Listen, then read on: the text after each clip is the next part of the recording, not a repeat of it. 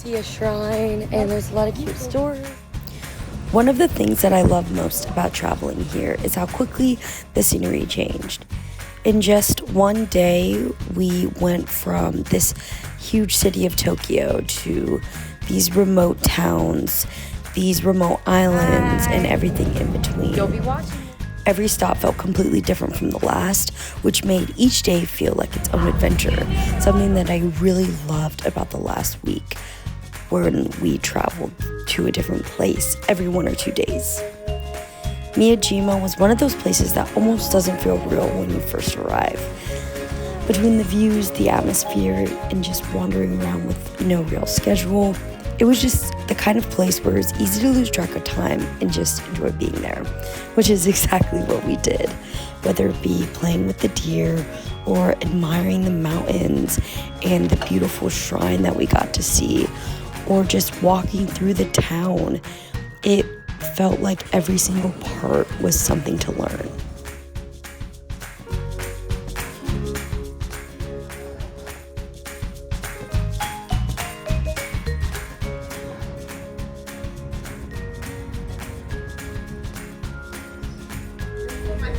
This is for the vlog. Kumamoto had a completely different energy.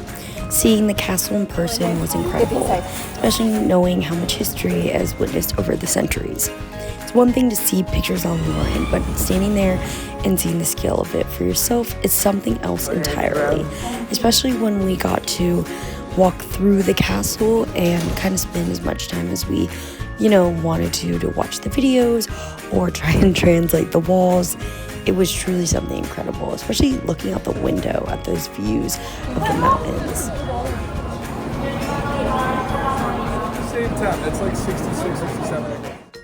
I love this trip because it wasn't just about the fun highlights or the famous landmarks. It was about seeing things that I had never known before, like the Minamata disease.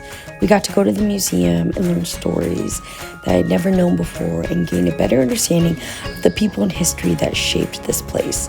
It was a reminder that some of the most memorable experiences come from taking the time to learn, listen, and reflect. When we were also there, we stayed in Fukuoka, sorry if I butchered that, a city that felt super energetic and welcoming and very easy to explore, as you can see. We were walking around, trying new food, and just taking in the park. It felt like one of those places that there's always something happening around the corner. These clips are just a small snippet of what the entire trip was, but they capture exactly how this stretch specifically felt. Very busy, very exciting, and a lot of fun. I will never forget my time in Japan during May of 2026. Arigatou gozaimashita.